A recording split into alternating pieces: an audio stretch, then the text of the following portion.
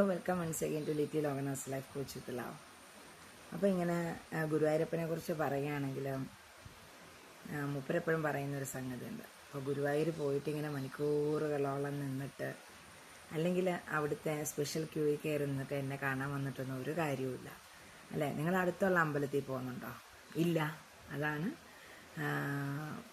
അതാണ് വേണ്ടത് അല്ലേ. നമ്മൾ അടുത്തുള്ള അമ്പലം ചെറുതാണെങ്കിലും ക്ഷേത്രം എന്ന് പറയുന്നത് നമ്മുടെ ഹൃദയം തന്നെയാണെന്നാണ് പറയുന്നത്. അപ്പോൾ അവിടേക്ക് പോയി അവിടുത്തെ മൂർത്തിയെ കണ്ട് നമ്മുടെ സങ്കടങ്ങളൊക്കെ പറയുക. പോകരുതെന്നല്ല കേട്ടോ. ഗുരുവായൂരത്തെ ആംബിയൻസും ഗുരുവായൂരത്തെ കാറ്റും ഗുരുവായൂരത്തെ അന്തരീക്ഷവും ആ ഒരു ഐശ്വര്യമൊക്കെ വേറെ തന്നെയാണ്.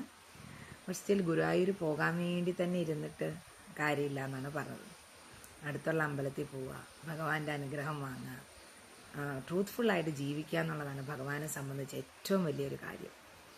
നമ്മൾ മനസ്സിൽ മുഴുവൻ ഇങ്ങനെ എന്താ പറയുക, ദേഷ്യവും പകയും ഒന്നും വെച്ചുകൊണ്ടിരുന്നിട്ട് കാര്യമില്ല.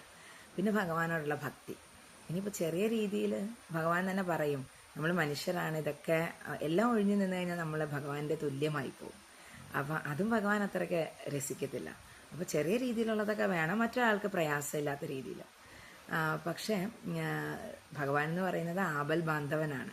ആപത്ത് വരുമ്പോൾ നമ്മൾ പെട്ടെന്ന് കയ്യും കാലും ഇട്ടടിച്ച് നമ്മളെ കൊണ്ട് എന്ത് ചെയ്യാൻ പറ്റും പറ്റത്തില്ല എന്നുള്ളതിനെ പറ്റി ആലോചിക്കും.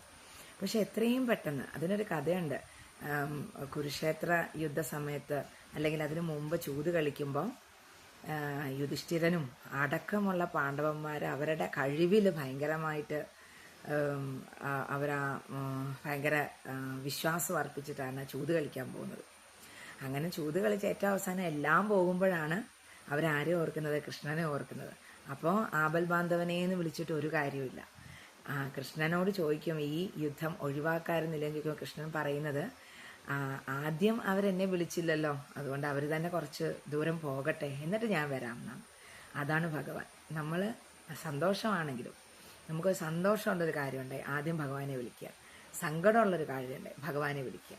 ഈ രണ്ടും തുല്യതയോടെ കൊണ്ടുപോകുന്നതാണ് ഒരു ഉത്തമ ഭക്തൻ എന്ന് പറയുന്നത്. അവർക്ക് ആ ഒരു കൺസിസ്റ്റൻസി ഭഗവാൻ കൊടുത്തിരിക്കും എന്നുള്ളതാണ്, അവർക്ക് ആ ഐശ്വര്യം കൊടുത്തിരിക്കും എന്നുള്ളതാണ്. പക്ഷെ പുള്ളി ഇടയ്ക്ക് നമ്മളെ വല്ലാതെ അങ്ങോട്ട് പരീക്ഷിക്കും കേട്ടോ, ഉറപ്പാണ്. പക്ഷെ ആ പരീക്ഷിക്കുന്നതിൻ്റെ അവസാനം നമ്മളെ കൊണ്ട് പലതും ചെയ്യിപ്പിക്കും. നമുക്ക് റിഗ്രറ്റ് തോന്നും, റിസൻമെൻ്റ് ആകും, ഭയങ്കരമായ സങ്കടം വരും.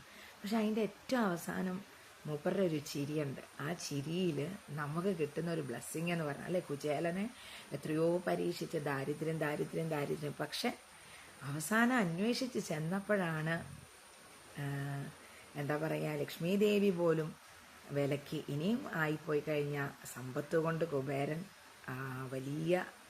ഏറ്റവും വലിയ ധനവാനായി മാറുന്ന, അല്ലെങ്കിൽ എന്നെപ്പോലും ചിലപ്പോൾ കുചേലൻ സ്വന്തമാക്കും എന്നുള്ളൊരു ചലഞ്ച് വന്നപ്പോഴാണ് ഭഗവാൻ നിർത്തിയത്.